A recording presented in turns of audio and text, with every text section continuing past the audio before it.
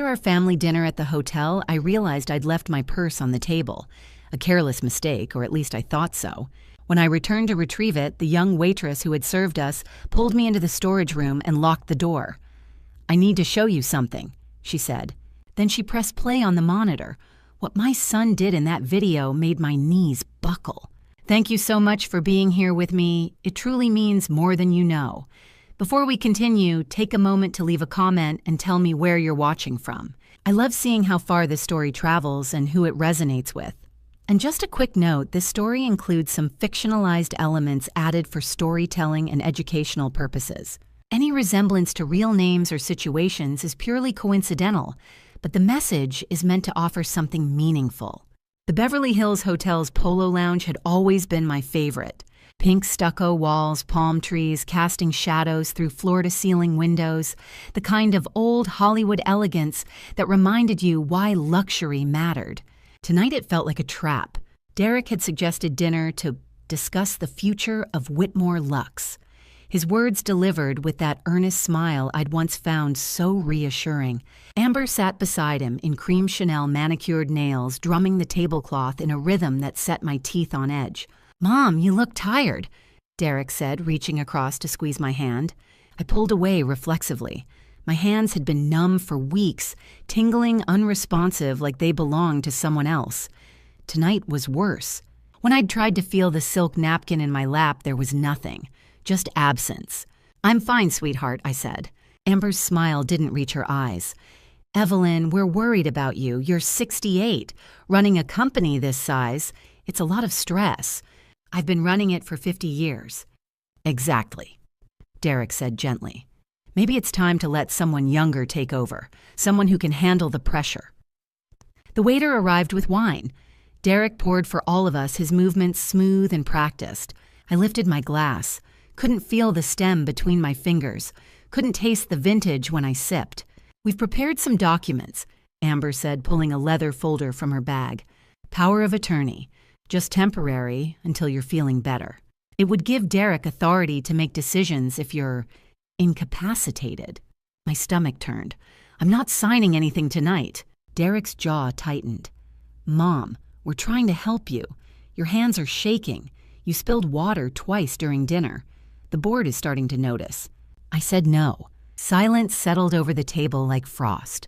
Across the room, I caught the eye of David Sullivan, head of Whitmore Luxe Security. He'd been with the company for 20 years, ever since I'd quietly paid for his daughter's college applications when his medical bills nearly bankrupted him.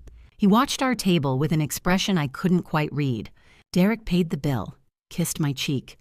"We'll talk about this later, Mom, when you're feeling more clear-headed." They left first, citing an early meeting. I gathered my coat and stood to leave. That's when I realized my purse wasn't on my chair.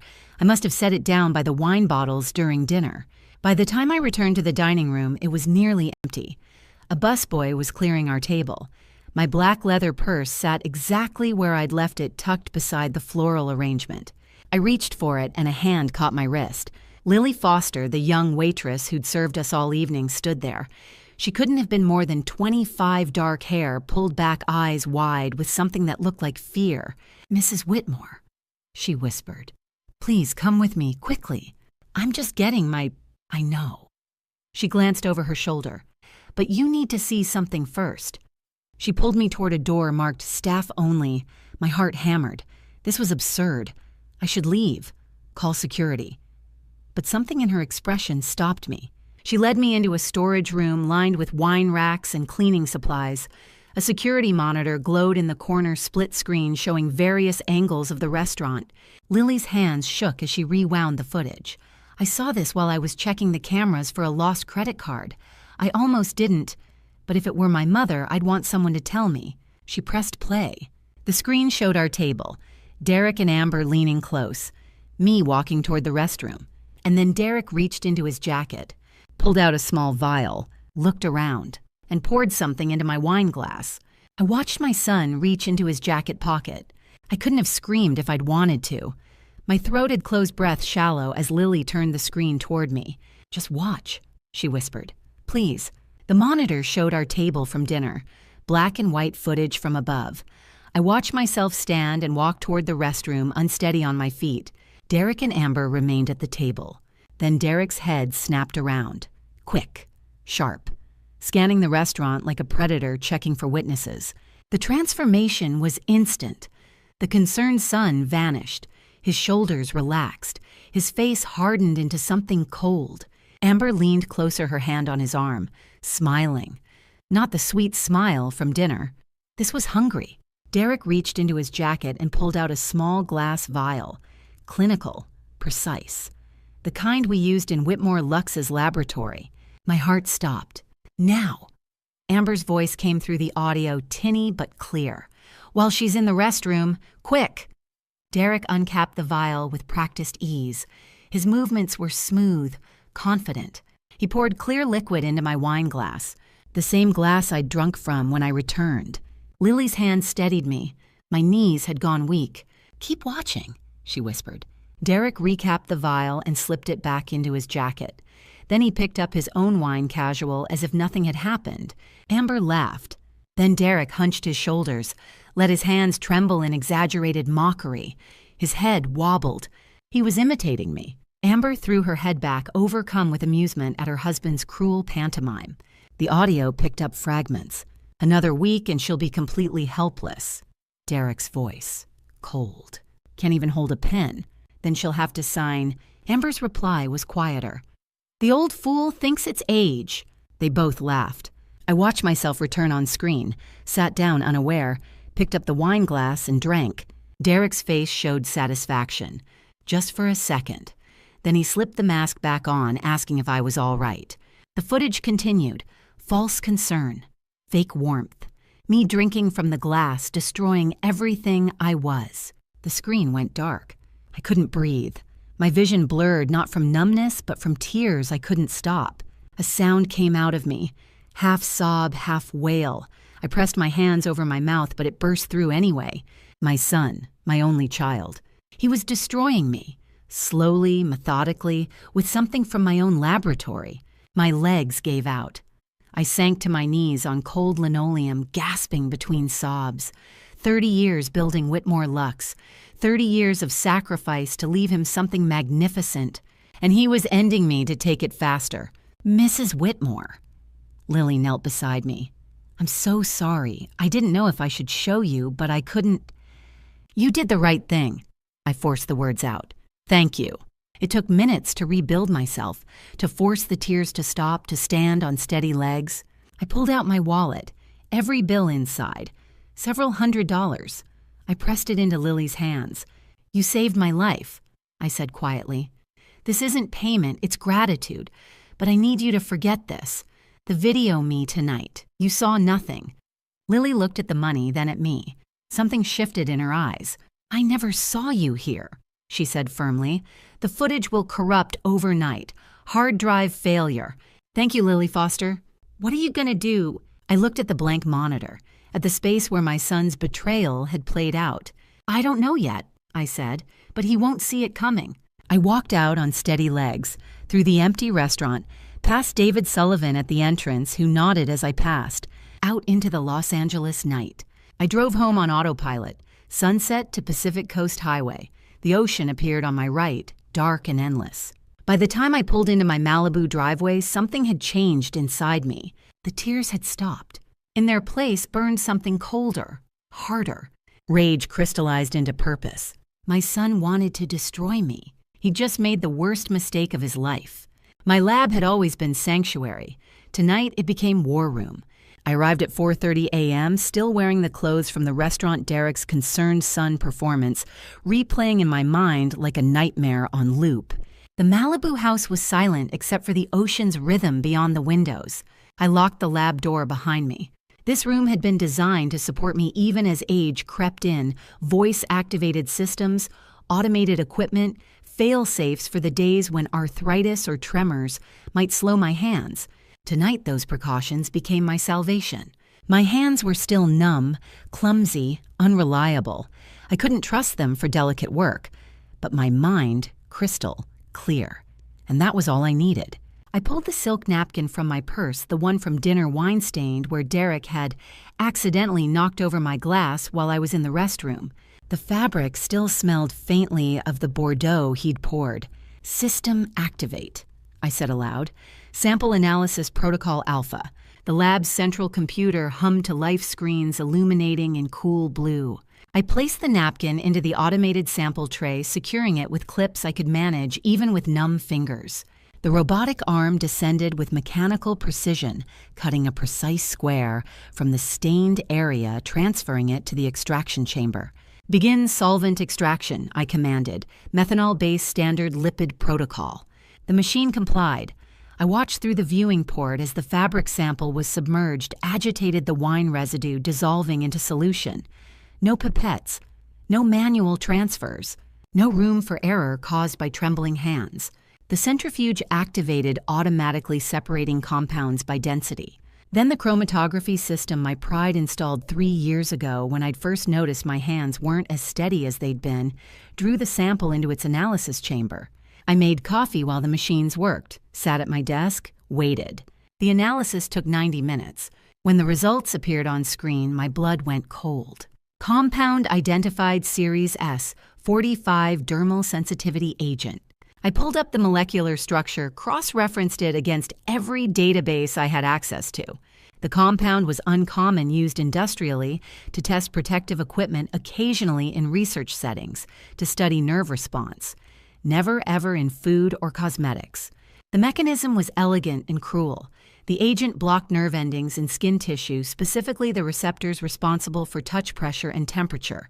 Not permanently. The effects were reversible with full recovery, expected within 48 hours of cessation. 48 hours. I looked at my hands, still numb, still foreign. But now I knew why, and I knew they'd come back. I opened my desk drawer and pulled out the vitamin bottle Derek had given me 30 days ago. "Immune support," he'd said, kissing my cheek every morning as he handed me the daily dose with breakfast. I cracked the bottle open and dumped the remaining pills onto a sterile tray. The capsules looked normal, white, unmarked, professional. But when I carefully separated one, pulling the gelatin casing apart, I found a logo printed on the inner powder, a small bee with a leaf design. Beauty Fast Incorporated, Victoria Brennan's company. I placed one pill under the digital microscope, increased magnification, and ran a spectral analysis. Positive match. The same S45 agent compressed into powder form mixed with harmless vitamin C to mask the taste. 30 pills in the bottle, 30 days, 30 doses. Derek had been poisoning me systematically, one breakfast at a time, waiting for my hands to fail completely before presenting his power of attorney documents. And tonight's wine, that was the booster and extra dose to accelerate my decline before tomorrow's meeting. I stood, walked to the sink, and methodically destroyed every remaining pill, every piece of evidence that might contaminate my home. Then I dumped every open food container, every beverage, every item Derek or Amber might have touched. 48 hours, that's all I needed. 48 hours for the agent to flush from my system, for my body to remember how to feel. My phone showed 6:47 a.m. If I'd stopped ingesting the agent after last night's dinner, if I refused, the vitamin Derek would surely bring this morning, I'd be fully recovered by Thursday morning. But I couldn't let them know that. I picked up my phone and dialed Charles Donovan. He answered on the second ring, voice thick with sleep. "Evelyn, what's wrong?" "Derek is trying to kill me," I said. "I need you to help me stop him first." Charles Donovan didn't just supply rare botanicals to Whitmore Lux for 40 years. He'd been at my side through Industry War's hostile takeover attempts and the death of my husband. When I called him at 2 a.m. with a tremor in my voice, he didn't ask questions. He just came. By 6 a.m., we sat across from each other in my Malibu kitchen sunrise, bleeding gold across the Pacific. I'd shown him everything, the chromatography results, the vitamin bottle with Beauty Fast's logo hidden beneath Derek's fake label, the timeline stretching back 30 days. Charles's face had gone stone still, then his fist slammed the granite countertop. "I'll end him," he said, voice flat and cold. "Tonight, one call, he'll disappear, and no one will ever—" "No." He stared at me. "We dismantle him legally," I said. My hand still trembled on the table, the dermal agent lingering in my nerve endings. Through the law, through evidence, through the system, he thinks he's gaming. Charles studied me for a long moment. Then something like respect flickered in his eyes. "You have a plan." "I'm going to play weak," I said. "Let him think he's winning. Let him get comfortable. And while he celebrates, we gather everything we need to bury him." Dangerous, Charles warned. So is letting my son poison me for 30 days. My voice came out harder than I'd intended. "He wants me helpless, fine. I'll give him helpless, but only until Wednesday afternoon." Charles nodded slowly. "What do you need from me?" "Information. Derek didn't source that agent alone. He's working with someone. Beauty Fast Incorporated, that's not just branding coincidence. I need to know who's behind them, what they want, and whether they've done this before. I'll start digging." He stood, then paused. "Evelyn, you're sure you can pull this off, faking weakness when you're this angry?" I looked down at my shaking hands. 48 hours, the chromatography had promised. 48 hours until the agent flushed from my system and I could feel silk again. Until I could grip a pen without it slipping. Until I could trust my body to match my mind. But my mind crystal clear, and that was all I needed. "I've spent 50 years making people believe in beauty," I said quietly. "This is just another performance." At 10 o'clock Tuesday morning, I called my son. I let my voice crack on the second ring. Let it waver, fragile and thin, the way 72 sounds when hope is running out. "Derek, sweetheart, I've been thinking." "Mom." He sounded alert, eager. "Are you okay?" I forced a tremor into the words. "I'm tired, honey. So tired, and my hands—" I let the sentence trail off. "Maybe you were right. Maybe I'm too old for this. Maybe it's time to let someone else take care of things." Silence on his end. I could almost hear him smiling. "I'll sign the power of attorney," I whispered. "But I need 24 hours to say goodbye to everything I built, to come to terms with it. Can we meet Wednesday, 2 o'clock? "Of course," Derek said, and his voice was warm, solicitous, the loving son I'd raised. "Take all the time you need, Mom. I'll come to Malibu. We'll make this easy for you." "Thank you, sweetheart." I let my voice crack one more time. "You're such a good son." When I hung up, Charles was watching me from the doorway. "You're terrifying," he said. "Good." I set the phone down. My hands were still numb nerve endings, still firing wrong signals. But they'd hold. "Now tell me about Beauty Fast." Charles opened his laptop and his face went grim. "Evelyn, Victoria Brennan, their CEO. I've been running her history through industry contacts." He turned the screen toward me. 2 luxury cosmetic brands in the last 5 years. Both founders had sudden health crises. Both sold their companies for pennies. One of those founders died 6 months later. My blood went cold. "Evelyn," Charles said quietly. "Victoria Brennan. She's done this before." The screen displayed 2 obituaries, 2 revoked business licenses, 2 lives destroyed. One name connected them all: Victoria Brennan. Charles had worked through the night. By Tuesday afternoon, his dining table looked like a war room printouts, legal filings industry reports fanned across the surface. He pointed to the first document, his finger trembling slightly. "Bella Essenza," he said. 2019. Catherine Sinclair built it over 30 years. Premium anti-aging serums cult following valued at $90 million. I leaned forward, reading the timeline he'd assembled. "She started showing symptoms in January that year," Charles continued. "Tremors in her hands. Loss of fine motor control. By March, she couldn't formulate anymore. Her doctor diagnosed it as early-onset Parkinson's." My chest tightened. "She sold the company in April for $8 million, Charles said quietly, "to Beauty Fast Incorporated. Victoria Brennan personally oversaw the acquisition." He slid another document across the table. Catherine Sinclair died 6 months later, heart attack officially. But her daughter told industry contacts that her mother's tremors had mysteriously stopped 2 weeks before she died. The implication hung in the air between us. And the second, I asked, though I already knew the answer would be worse. Lumiere Naturelle, 2021. Founded by George Whitman, 62 years old. Same pattern. Charles pulled up a Business Journal article. Sudden health decline, cognitive issues, memory loss, confusion. His daughter convinced him to sell before he became incompetent. $120 million company went to beauty fast for $15 million. Let me guess, I said. His symptoms improved after the sale. Within weeks. Charles met my eyes. George is still alive, Evelyn, living in a care facility in Connecticut, but his daughter swears he's sharper now than he was during the sale.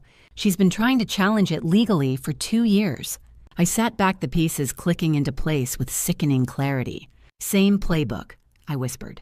Slow poisoning to mimic age-related decline. Pressure the founder to sell while they're vulnerable. Acquire a premium brand for pennies on the dollar. Then let the agent clear their system too late to reverse the legal damage. You're victim number 3, Charles said. And Evelyn Beauty Fast's been aggressively courting 2 other luxury cosmetic founders in the past 6 months. If we don't stop Victoria now, there'll be a 4th. The words came out cold. And a 5th. This wasn't just about me anymore. It wasn't even just about Derek's betrayal or Amber's cruelty. This was about a woman who'd built an empire by systematically destroying other women's legacies, who'd perfected the art of theft disguised as compassion. Catherine Sinclair had died believing her body had failed her.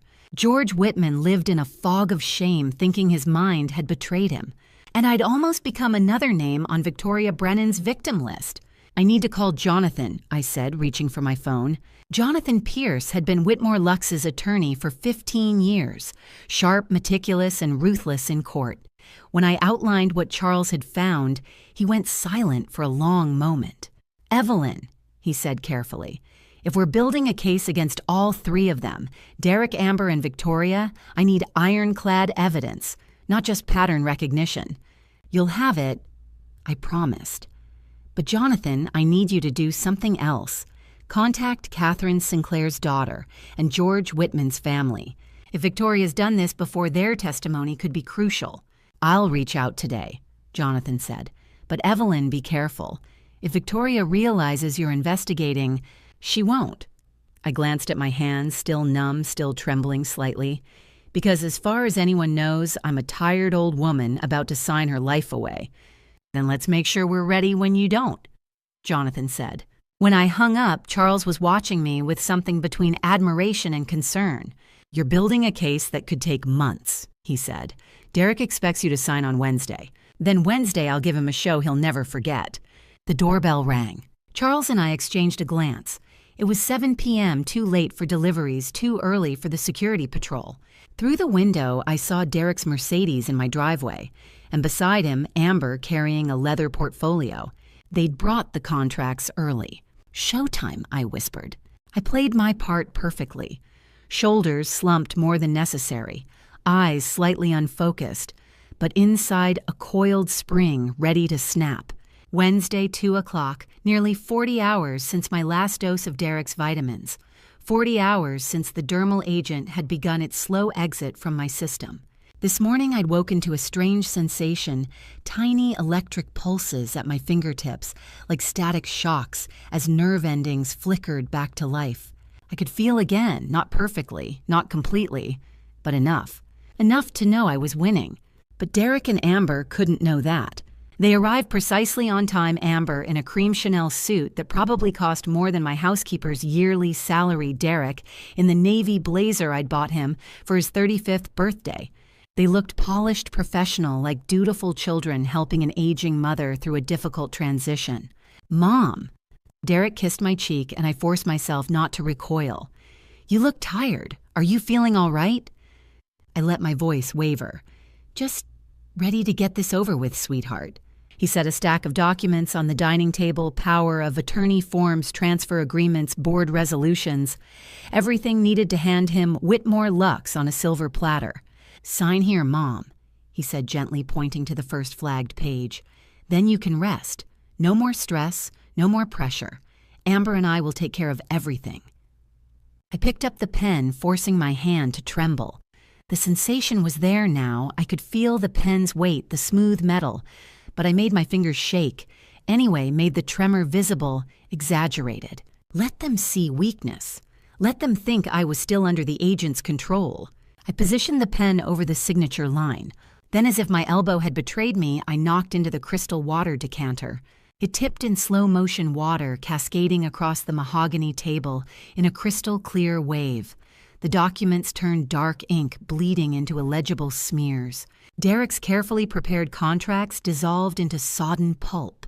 "Mom," Derek's voice cracked with fury. "Damn it!" I let out a small, helpless sob. "My hand, I can't control it anymore. I'm so sorry, It's fine." Amber cut in, though her jaw was clenched tight enough to crack teeth.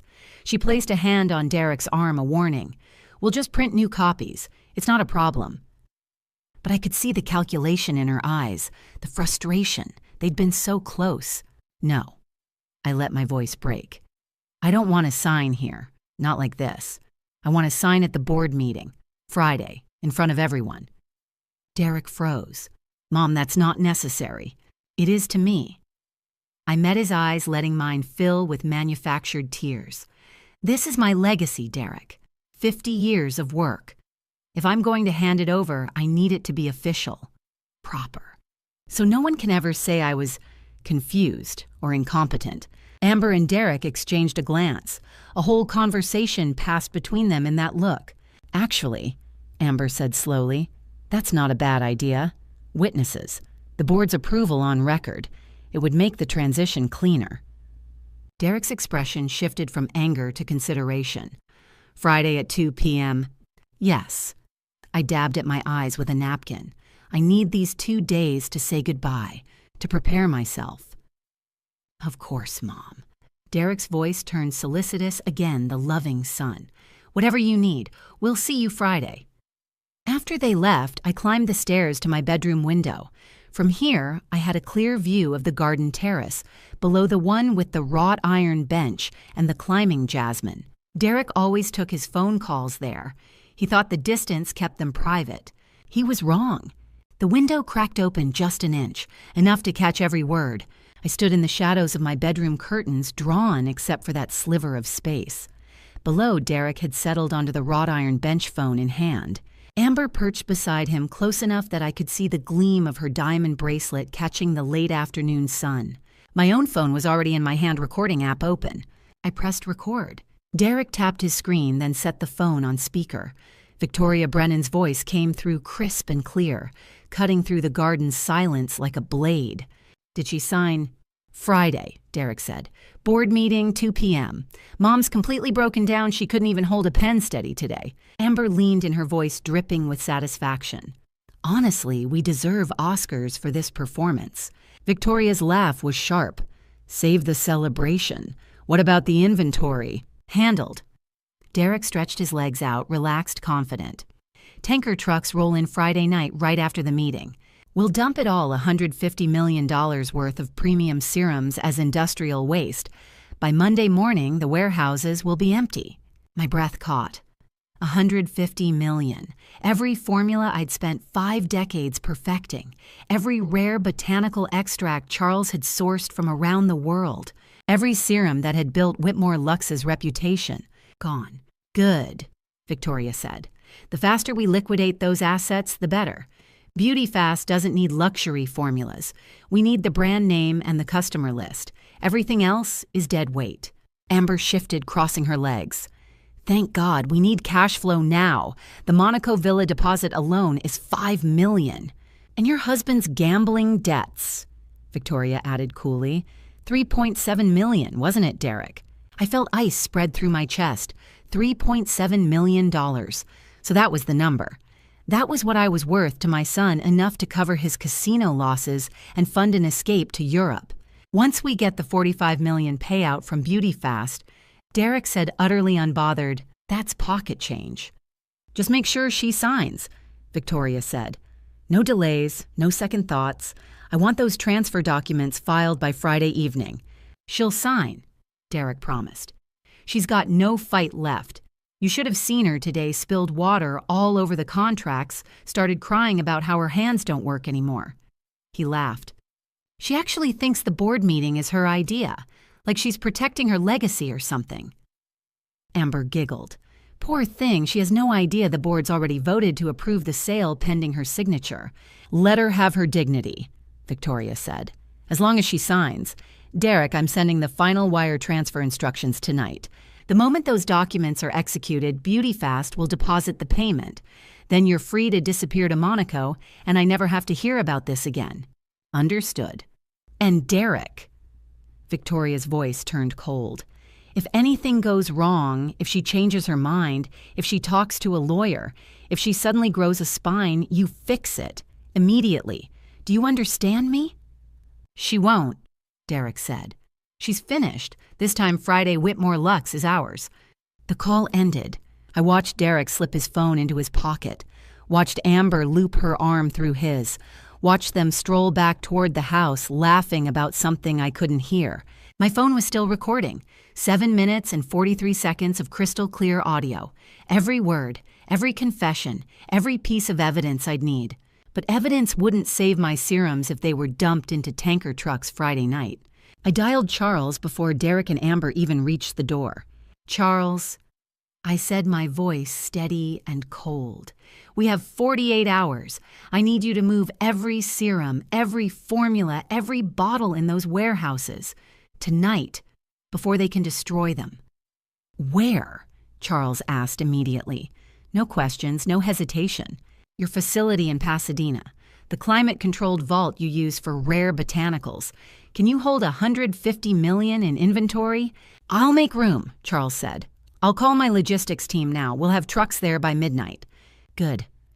I looked down at my phone at the recording that would destroy my son. And Charles, bring Jonathan Pierce tomorrow morning. I need to brief him on everything. Done. When I hung up, I saved 3 copies of the recording one to the cloud one to a USB drive one sent directly to Jonathan's encrypted email. Then I went downstairs to have dinner with my son and his wife. And I smiled. Stealing from my own company sounds absurd. But when the alternative is watching a lifetime of work dumped down a drain, absurdity becomes necessity. Thursday night, 11 p.m. Charles pulled his truck into the back entrance of the Vernon warehouse headlights, cutting through the industrial darkness. Behind him, 5 more vehicles idled, not commercial moving trucks, but unmarked vans that could navigate residential streets without drawing attention. I rode in the passenger seat, Emily Watson in the back with her laptop and a briefcase full of blank inventory logs. David Sullivan was waiting at the loading dock door. Mrs. Whitmore, he said quietly. The team is ready. 8 men, all people who owe me favors, all willing to work off books tonight. No phones, no records, no questions. Thank you, David. He unlocked the door. I've disabled the weight sensors and motion alarms. The system will show normal readings until Monday morning. By then, he trailed off. By then it won't matter, I finished. The warehouse stretched before us climate-controlled rows of premium inventory. But we weren't here for everything. Moving $150 million worth of finished products would take days, require industrial equipment, leave traces impossible to hide. We were smarter than that. Core assets only. Charles had said when we'd planned this, the concentrates, the raw materials, the irreplaceable inventory. What made Whitmore Lux valuable wasn't the bottles on the shelves. Those could be reproduced by any contract manufacturer. It was what went inside them, the proprietary formulas, the rare botanical extracts, the concentrated active ingredients I'd spent 50 years sourcing and perfecting. Those were what we'd come for. David's team moved with military precision. They knew exactly which pallets to take. I'd marked them in the system weeks ago under a false quality audit flag. Concentrate vault section, a radiance renewal base, 24-karat gold suspension in a hyaluronic matrix, 10,000 liters, irreplaceable. Raw materials, Climate Room 3, New Zealand botanical extracts, the ones that bloomed once every 5 years. Charles had paid a fortune to secure our exclusive contract. 300 kilograms. Proprietary compounds, secure storage silk peptide complex, concentrate the formula I'd stabilized after 30 years of trial and error. No one else in the world could replicate it. 5,000 liters. The team loaded systematically. Every crate they removed, they replaced with identical containers, filled with colored water, same weight, same dimensions, same label coding. The warehouse sensors would register normal inventory levels. A visual inspection would show full shelves. But the soul of Whitmore Lux that was disappearing into Charles's vans. Emily sat at a workstation, fingers flying across her keyboard. "Inventory logs updated," she murmured. "System shows full stock on all core SKUs. Cross-referenced weight sensors. Matched. Audit trail, clean." I walked the rows checking batch numbers, verifying we weren't leaving anything critical behind. My hands were fully functional now, the strength and precision back in every finger the agent purged from my system after 72 hours. I could feel the cool glass of the sample bottles, the smooth cardboard of the shipping boxes, the texture of the shipping labels. Everything sharp, clear, real again, though the phantom memory of that numbness still haunted me. A reminder of what Derek had tried to steal. "What about the finished products?" one of David's men asked, gesturing to the thousands of retail-ready bottles. "Leave them," I said. "Derek can dump those if he wants. They're just packaging. The formulas inside are commodity grade. We can reproduce them anywhere. What we can't reproduce is in those vans." By 2 a.m., the first van was full. By 3, the second. "Where are we taking them?" the lead driver asked Charles. "Pasadena," Charles said. "My private facility. Climate-controlled vault biometric security. Mrs. Whitmore's inventory will be safer there than Fort Knox." As they pulled away, Emily and I began the final step, verifying the decoy inventory. We'd filled the concentrate containers with water tinted to match the original colors. Added light fragrance to pass a casual smell test. Anyone doing a visual check would see full tanks. But the moment Derek's tanker trucks tried to pump out waste, they discovered they were destroying nothing but tap water and food coloring. By the time we finished, dawn was breaking over the San Gabriel Mountains. David locked the warehouse behind us, the weight sensors reading exactly what they had 12 hours ago. "Mrs. Whitmore," he said, "I don't know what you're planning, but whatever it is, you have my support." "Thank you, David. Don't come to the board meeting Friday. Take a personal day." He studied me, then nodded. My hands felt strong, capable mine, and so was my legacy. Thursday night. In 18 hours, I would face my betrayers, but first ammunition. I returned to my lab at 4:30 a.m., adrenaline still humming through my veins from the heist. Charles had gone home to sleep. Emily had the fake inventory logs uploaded. David had looped the security footage. The serums were safe in Pasadena. Now came the final piece. I pulled 2 identical crystal vials from the cabinet, the kind Whitmore Lux used for our signature samples. Expensive, elegant, deceptive. Sample A, I mixed distilled water with a basic hyaluronic moisturizer. Nothing fancy. Clean. Harmless. The kind of formulation a first-year chemistry student could create. Sample B, I opened the vial Derek had used to poison me, the one I'd kept as evidence. Dermal sensitivity agent, the same compound that had stolen my sense of touch for a month. I added it to a base of harsh surfactants and synthetic fragrance, the kind of chemicals that would burn on contact. I poured each mixture into the vials, sealed them, and affixed identical labels, Whitmore Lux Signature Serum. One honest, one cruel. Then I tested sample A on the inside of my wrist. The cream absorbed instantly, cool and weightless. Peptides kissed my skin with that familiar tingle I'd spent 30 years perfecting, and I could feel it, every molecule, every sensation crystal clear. I pressed my fingertips together, felt the whirls of my own fingerprints. I could feel everything. 48 hours. The agent had flushed completely from my system. My hands were steady. My mind was sharp. My body was my own again. Derek had tried to take that from me. Tomorrow, I'd show him exactly what I'd gotten back. At 6 a.m., my phone buzzed. Jonathan Pierce. Legal brief complete. Catherine Sinclair's daughter and George Whitman's family have agreed to provide depositions. They're ready to testify that Victoria Brennan used the same pattern on their parents. We have grounds for a federal case. I typed back, "Excellent. Is Detective Rivera confirmed? He'll be at the board meeting. 2 officers with him. The moment you give the signal, they'll move." Good.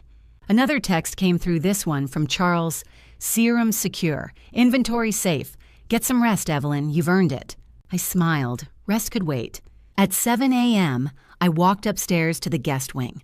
Derek and Amber had spent the night too late to drive back to their Santa Monica condo they'd claimed. More likely, they wanted to keep an eye on me, make sure I didn't back out. Their door was closed, the room silent. Derek's leather briefcase sat on the hallway table, unzipped. I should have walked past, should have let them have their secrets until the meeting, but I didn't. Inside the briefcase, a thick folder, restructuring and brand book. I pulled it out hand steady and opened to the first page. The Whitmore Luxe logo, the elegant script I'd designed 50 years ago, had been crossed out in red marker. Beneath it, a new design, blocky sans serif letters, spelling out Whitmore Fresh Clean. I flipped through the pages, nausea rising with every turn. Product line, multi-surface cleaner. Retail $4.99. Heavy-duty drain opener. Retail $6.99. Disinfectant spray lemon scent. Retail $3.49. And at the bottom of every product label in small print, Clean Scent by Evelyn Whitmore. They were going to turn my legacy 50 years of artistry, luxury, and science into dollar store cleaning supplies, and they were going to use my name to sell it. My hands didn't shake as I pulled out my phone and photographed every page. I sent the images directly to Jonathan with a single line, "Add this to evidence." Then I put the folder back exactly as I'd found it and walked back to my room. At 1 p.m. Friday, I stood in front of my mirror and buttoned the burgundy suit jacket, sharp-tailored, powerful. The color of wine, the color of blood. My phone buzzed. "Charles, car's here." I picked up my handbag, slipped the 2 vials inside, and walked downstairs. Charles stood by the door, car keys in hand. He studied my face for a long moment. "Are you ready, Mrs. Whitmore?" I looked at him, this man who'd stood by me for 40 years, who'd moved $150 million worth of inventory in 4 hours because I'd asked, who'd never once questioned whether I was right. "Let's finish this," I said. And we drove to the board meeting. The Whitmore Luxe boardroom occupied the penthouse level of our Beverly Hills headquarters. Floor-to-ceiling windows framed the city below. A 20-foot marble table gleamed under recessed lighting. I'd chosen this room 50 years ago because it made everyone who entered feel the weight of legacy. Today, it would be a theater of judgment. I stepped through the double doors at exactly 2 o'clock. Burgundy suit, sharp as a blade, spine straight, shoulders back. Every inch of me radiating the authority I'd spent a month pretending to lose. 5 people sat around the table, Victoria Brennan at the center, flanked by 4 beauty-fast executives in matching gray suits. They looked like undertakers. Derek and Amber stood near the windows, too nervous to sit. The moment I walked in, Derek's face went pale. "Mom," his voice cracked slightly, "you look different." I met his eyes, those eyes I'd once thought reflected my own, and felt nothing but cold clarity. "Good morning," I said. "Shall we begin?" Victoria stood, irritation flickering across her perfectly Botoxed face. "Mrs. Whitmore, we've been waiting. Let's not waste time." She slid a leather portfolio across the table. "Sign here, here, and here. Then we can all move forward."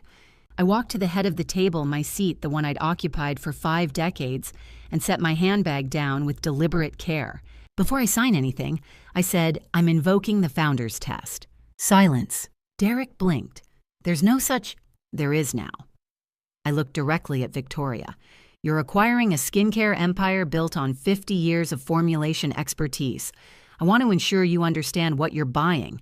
A simple blind test. Texture analysis.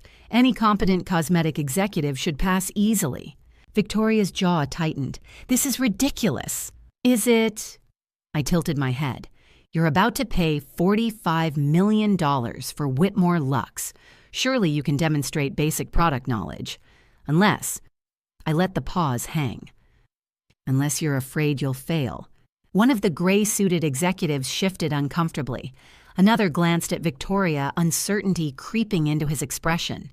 Victoria's eyes narrowed. "I've been in this industry for 20 years, Mrs. Whitmore. I don't need to prove anything to you. Then it should be easy." I opened my handbag and pulled out 2 crystal vials, the same design I'd seen in Derek's briefcase yesterday morning, each bearing Whitmore Luxe's gold seal. I'd prepared duplicates overnight in my lab, but Victoria didn't need to know that. "These are the samples Derek prepared for today's board presentation," I said smoothly, holding them up. "The new serum line he's been developing. Before I sign anything, I want to ensure my future management understands the products they'll be selling. Derek's face drained of color. His mouth opened, then snapped shut. What could he say that he hadn't prepared samples that would expose him as incompetent in front of Victoria and the board? I watched him struggle, watched the calculation flash across Amber's face. A blind texture test. I continued. I'll apply 2 samples. One is our signature premium formulation. The other is substandard. You identify which is which. If you can't tell the difference between quality and inferior product, how can you possibly run Whitmore Luxe? The room went still. Derek stepped forward. Mom, this isn't necessary. I disagree. I turned to the BeautyFast executives. Gentlemen, wouldn't you want assurance that your CEO and lead consultant understand skincare formulation before they restructure a luxury brand? Victoria stood abruptly. Fine, let's get this over with. Excellent. I unscrewed the first vial, sample A, the clean one.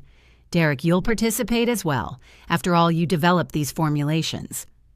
Derek looked like he might be sick. I dispensed a small amount of serum onto Derek's palm. Then I turned to Victoria and applied the second vial, sample B, the poisoned one, to her hand. Rub it between your fingers, I instructed. Evaluate the texture absorption rate and finish. Tell me which formula represents Whitmore Luxe quality. Derek rubbed his sample once, twice. His brow furrowed. He had no idea what he was touching. My son, who'd poisoned me for an empire, didn't even understand what that empire made. Silence filled the room like water flooding a sinking ship. Derek stared at his hands as if they belonged to someone else, rubbing the serum between his fingers, again and again, desperate to find an answer that wasn't there. It's smooth, he said finally, voice uncertain. Silky. The absorption is good, very premium. I turned to Victoria, who had barely touched the sample on her palm. She glanced at it dismissively, then met my eyes with that trademark arrogance I'd seen destroy Catherine Sinclair and George Whitman. Obviously premium, she said. I can tell by the viscosity. High-grade hyaluronic base, probably peptide-enriched. This is clearly your signature formulation, Mrs. Whitmore. Interesting, I said. I walked to the wall panel and pressed a button. The screen behind me illuminated, displaying 2 chromatography reports in clinical detail. Sample A, base municipal tap water, Beverly Hills Supply. Active ingredients, none additives, generic body lotion. $1.99, CVS Pharmacy.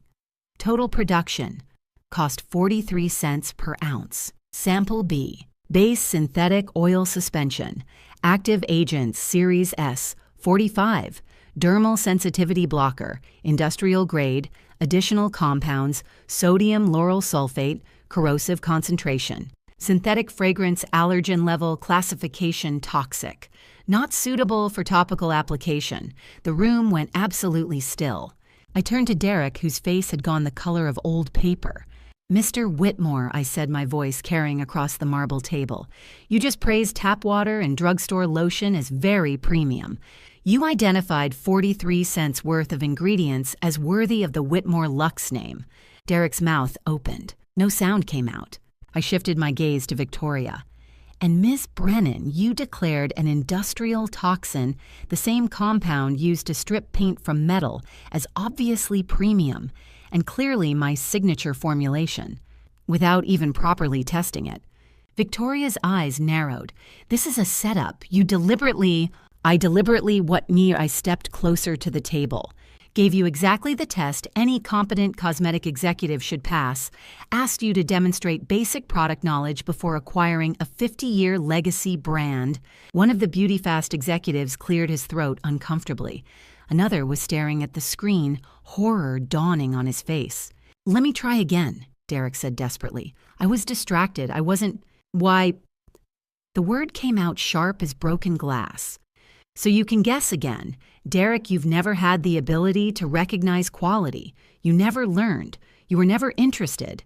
I turned back to the screen, pulling up another image, Derek's college transcripts, the chemistry courses he'd failed, the labs he'd skipped. You were too busy at the Bellagio, I said quietly. Too busy at the win. Too busy gambling away money you didn't have to bother learning the science behind the company you wanted to steal. Mom, don't. I held up one hand. You poisoned me for 30 days because you thought I was too old, too weak, too trusting to fight back. But you never once asked yourself if you were competent enough to run what you were taking. Amber had gone pale, gripping the back of Derek's chair. Victoria stood abruptly. This is absurd. Your son made a simple mistake under pressure. It proves nothing about BeautyFast's capabilities or our acquisition offer. Doesn't it? I tilted my head. You've acquired 2 other luxury cosmetic brands in the past 5 years, Ms. Brennan. Bella Essenza, Lumiere Naturelle. Both founders experienced sudden health crises. Both sold their companies for a fraction of their value. Both formulations were immediately discontinued and replaced with... I paused. What did you replace them with exactly? Victoria's jaw clenched. That's proprietary. Let me guess. Cheaper bases, synthetic compounds, mass-market formulations you could produce for pennies and sell at the same premium price. Until the customers caught on and the brand value collapsed, you have no proof of... Oh, but I do. I reached into my handbag and pulled out a USB drive. I have lab analyses of every product BeautyFast has released under acquired brand names, formulation downgrades, cost-cutting, quality degradation. I set the drive on the table, and that's just the beginning. I walked back to the wall panel. Let me show you what real evidence looks like. I pressed play on the audio system. Victoria Brennan's voice filled the boardroom crystal clear. Did she sign, Derek's response, Friday, board meeting, 2 p.m. Mom's completely broken down. Victoria's eyes went wide. The audio kept playing. If you're still here, leave a comment and let me know you're with me. And if you were in my place after everything that's just been revealed, would you stay silent or would you push the truth all the way to the end? Share your thoughts below.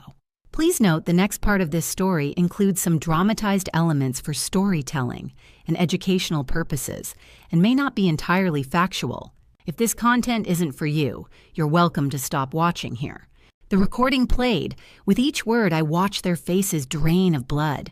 First came the restaurant footage audio pulled from the Beverly Hills Hotel's security system. Lily had given me access. The sound quality was pristine. Amber's voice sharp and clear. Now while she's in the restroom, quick! The clink of glass, liquid pouring, a pause. Perfect. 1 more week and she'll be completely helpless. Derek's laugh, low, cruel, mocking. Then his voice, did you see her hands shaking when she tried to cut her steak, pathetic? Amber again. The senile old woman thinks it's just age. She has no idea we've been dosing her for a month. More laughter, both of them. My son and his wife celebrating my deterioration over wine and bread. Derek shot to his feet. That's illegal recording. You can't... Security camera footage from a public establishment, I said calmly. Provided voluntarily by hotel management. Perfectly legal. But the audio from your house, Amber started. All cameras and recording devices in my estate are legally installed as part of a comprehensive security system, I interrupted. And surveillance notices are clearly stated in the employment contracts and entry agreements everyone who works for me has signed, including family members granted residential access. I pulled a document from my folder.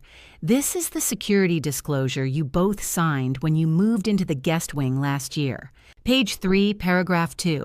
Resident acknowledges that audio and video surveillance may be active in common areas for security purposes.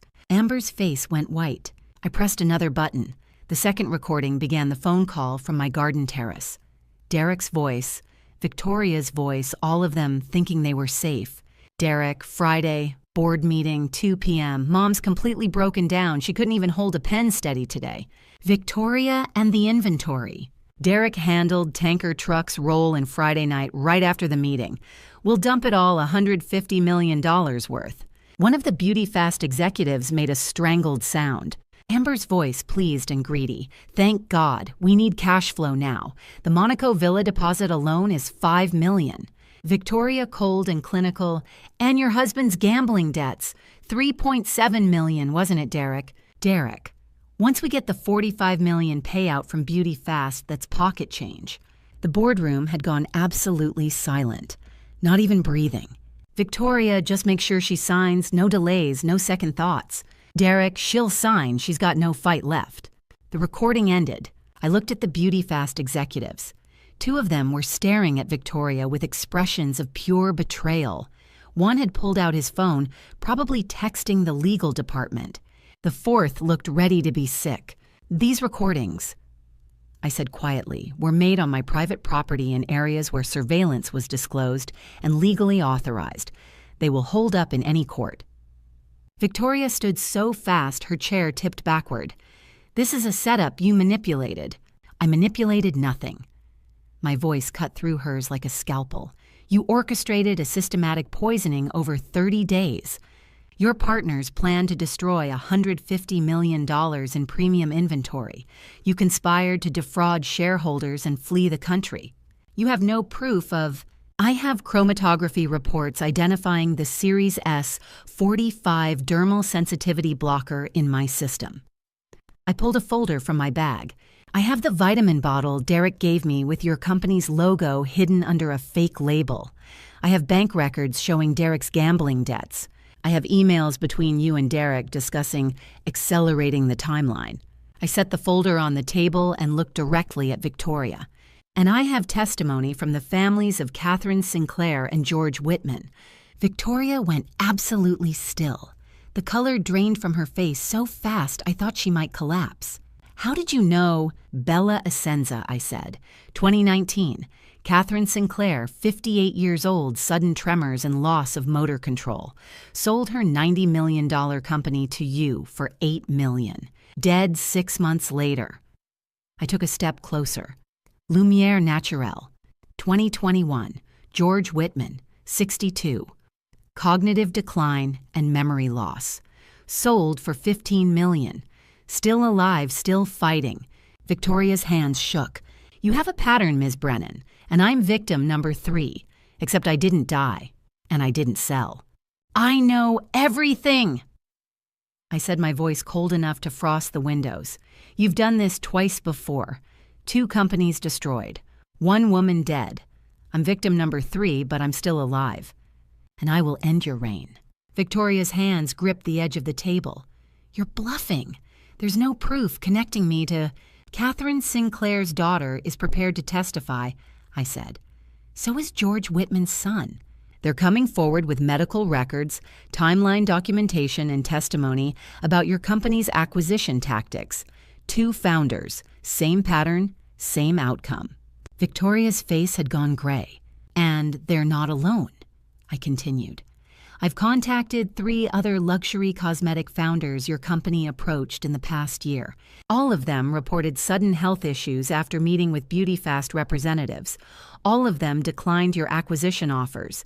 Interesting coincidence, don't you think? What? A figure stood from the corner of the room, a man I deliberately positioned in shadow when the meeting began. Ms. Brennan, Jonathan Pierce said, stepping into the light. I'm Jonathan Pierce, attorney for Whitmore Lux. We have documented evidence linking you to predatory acquisition practices across multiple jurisdictions. Federal investigators are currently reviewing files on Bella Essenza and Lumiere Naturelle. This meeting is being recorded for legal proceedings. The Beauty Fast executives erupted. One stood shouting at Victoria. Another was already on his phone. The 3rd looked ready to sprint from the room. Victoria whirled on them. Sit down. This is a setup she's manipulating. The only manipulation, one I said quietly, was yours. Derek moved toward me, hands outstretched, voice desperate. Mom, please, we can settle this. Work something out. I'll pay you back. I'll... Settle what? I turned to him. You wanted my serums, Derek, the $150 million worth of formulations you planned to dump in tanker trucks Friday night. His face went pale. They're gone. What? Amber's voice came out strangled. Every bottle, I said. Every formula, every rare botanical extract Charles sourced over 40 years. Moved 3 nights ago while you 2 slept in my guest room. Derek staggered backward. You're lying! The inventory logs are fake, I said. Emily Watson is very good with spreadsheets. What's actually in the Vernon warehouse right now: tap water, food coloring, light fragrance, about $4,000 worth of materials arranged to look like $150 million in premium inventory. Amber grabbed Derek's arm. "She's bluffing. She has to be—" "Try me," I said. "Send your tanker trucks tonight. Pump out the waste. See what you get. See how BeautyFast's investors react when they realize they paid $45 million for colored water." Victoria finally found her voice. You can't do this. Those formulations are company assets. You signed non-disposal agreements. You're in breach of—" "I signed nothing," I said. "I'm still CEO. Those formulations are mine to move as I see fit, and I saw fit to protect them from thieves." I pulled one more folder from my bag, the one I'd photographed at 7 a.m. this morning. "This," I said, spreading the pages across the table, "is your rebrand proposal. Whitmore Luxe transformed into Whitmore Fresh Clean. Multi-surface cleaner, $4.99. Heavy-duty drain opener, $6.99. My 50-year legacy turned into dollar store garbage with my name slapped on it." The BeautyFast executives stared at the pages in horror. "You were going to gut everything I built," I said, looking at Derek. "Destroy my formulations, sell my name to Petal Industrial Cleaners, and you thought I'd just let you—" Derek's mouth opened. Nothing came out. "You wanted an empire," I said, "but you never understood what made it valuable. You never learned the science. You never respected the craft. You just saw dollar signs and thought you could fake your way through." Victoria stood her chair clattering backward. "This meeting is over. BeautyFast is withdrawing our offer." "Too late," Jonathan said. The boardroom doors burst open. Detective James Rivera stepped through the boardroom doors flanked by two uniformed officers. His badge gleamed under the recessed lighting. His expression was granite. "Victoria Brennan, Derek Whitmore, Amber Whitmore." His voice carried across the marble table. "You're all under arrest." The room froze. Rivera pulled a folded document from his jacket. "Derek Whitmore, you're charged with attempted murder conspiracy to commit fraud and elder abuse under California Penal Code Section 368. Derek's face went white. "Amber Whitmore, you're charged with attempted murder as a felony accomplice, conspiracy to commit fraud and elder abuse." Amber shot to her feet. "This is insane. You can't prove—" "We received an arrest warrant from Judge Henderson this morning," Rivera said calmly, "immediately after Mrs. Whitmore provided medical evidence of poisoning blood samples containing a Series S45 dermal sensitivity blocker, along with the source vitamin capsules bearing your fingerprints, Mrs. Whitmore." He held up an evidence bag containing Derek's vitamin bottle. "We have video footage from the Beverly Hills Hotel showing you directing the poisoning. We have audio recordings made on private property with proper legal disclosure and the owner's consent. We have chromatography reports, we have the poison source, and we have Mrs. Whitmore's physician-documented symptoms correlating exactly with S45 exposure." Amber's mouth snapped shut. Rivera turned to Victoria. "Victoria Brennan, you're charged with criminal conspiracy and racketeering under the RICO Act, running a criminal enterprise through a pattern of predatory acquisitions." He paused. "You're also being summoned for questioning regarding the death of Catherine Sinclair in 2019. Victoria's face drained of all color. "These audio recordings," Rivera continued gesturing to the screen, "will serve as corroborating evidence for the conspiracy to commit murder charges. Additionally, we've been investigating BeautyFast Industries for the past 3 months based on complaints from the Sinclair and Whitman families. We already had warrants for your financial records and business communications. Mrs. Whitmore's evidence corroborated our existing investigation." 2 of the BeautyFast executives had already stood and moved toward the door, distancing themselves as fast as possible. "Federal prosecutors are waiting downstairs," Rivera said. "FBI agents are currently executing search warrants at BeautyFast headquarters, your residence, and your offshore accounts. We've also frozen the escrow account containing the $45 million acquisition payment. The money won't be released until the fraud investigation concludes. Additionally, we've filed for asset seizure of BeautyFast Industries under RICO provisions." He looked directly at Derek. That Monaco villa deposit the $3.7 million to cover your gambling debts. None of that money is coming. You can cooperate now or you can make this harder. Your choice. The first officer approached Derek with handcuffs. Derek backed away, hands raised. Wait, there's been a misunderstanding. We can talk about this. Turn around, Mr. Whitmore. The cuffs clicked around Derek's wrists, then Amber's, then Victoria's. The sound echoed in the silent boardroom. Derek twisted toward me, his face contorted with desperation. Mom, please, I'm your son. You can't just... I looked at him. Really looked at him. Saw the man who'd brought me vitamins every morning with a kiss on the cheek, who'd asked about my day while knowing exactly how the poison was progressing, who'd laughed with his wife about my trembling hands. I don't have a son, I said quietly. His eyes widened. I had one once, I continued. He died the moment he poured poison into his mother's glass. Mom, His voice cracked. I'm sorry, I was desperate. The debts, the pressure, I didn't know what else to... You weren't desperate, Derek. My voice came out colder than I'd intended, colder than I'd known I could be. You were greedy. There's a difference. Please, you had a choice, I said. You could have come to me, told me about the gambling, asked for help. Instead, you chose to poison me, to steal from me, to mock me while I suffered. Tears streamed down his face. I'll fix this. I'll pay you back. Officer, I said to Rivera, please remove them. Amber erupted. You'll regret this. We'll sue. We'll appeal. You haven't won anything. I turned to the window, presenting my back to all three of them. The officers led them toward the door.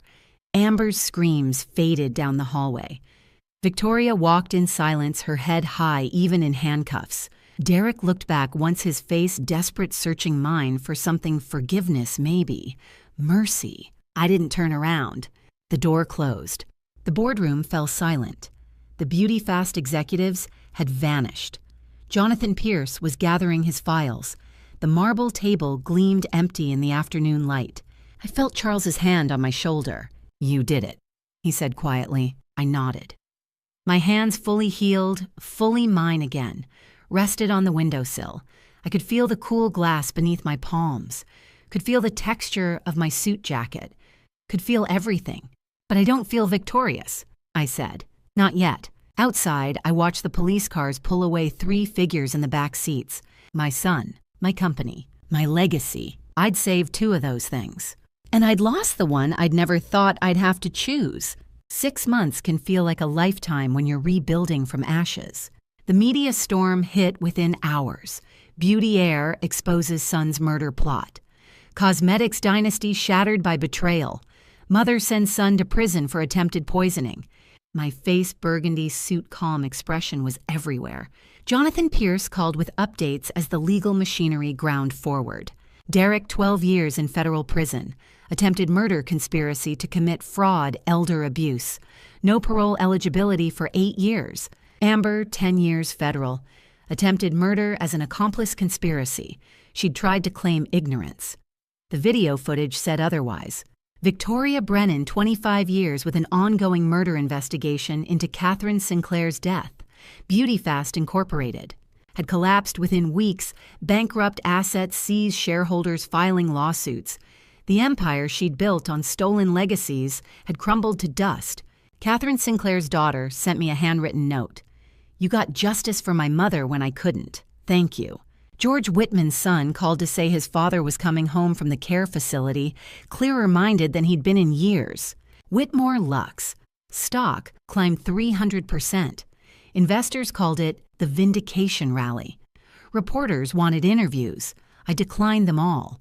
My work will speak, I told Jonathan. And it did. I was alone in my Malibu house when the doorbell rang on a Tuesday afternoon. The ocean stretched endless beyond my window's waves, rolling in their ancient rhythm. Lily Foster stood on my doorstep, twisting her hands nervously. Mrs. Whitmore, she said, I came to see if you're okay. I invited her in, made tea. We sat on the terrace overlooking the Pacific, and for a long time, neither of us spoke. I wanted to thank you, Lily said finally, for what you did that night, for trusting me. You saved my life, I said simply. No. She shook her head. You saved your own life. I just showed you the door. We talked for hours about her dreams of working in the beauty industry, about the culinary school scholarship she'd been saving for, about how she'd always loved the science of skincare, but never thought someone like her could make it a career. Would you like to learn? I asked. Truly learn, become my apprentice. Her eyes went wide. You mean work for you? I mean become my successor, I said, if you're willing. Tears spilled down her cheeks. Yes, God, yes. 6 months later, we stood side by side in my lab. Lily held a pipette steady, adding 3 drops of chamomile extract to the base formula. Her hands, young, strong, certain, moved with the confidence of someone who'd found her calling. She tested the serum on her wrist, rubbing it between her fingers the way I'd taught her. It's like silk and air, she said slowly, with a hint of cool water. I smiled. Perfect. You're learning the language. The new line was called Renewal, formulated for scars, the kind that mark skin and the kind that mark souls.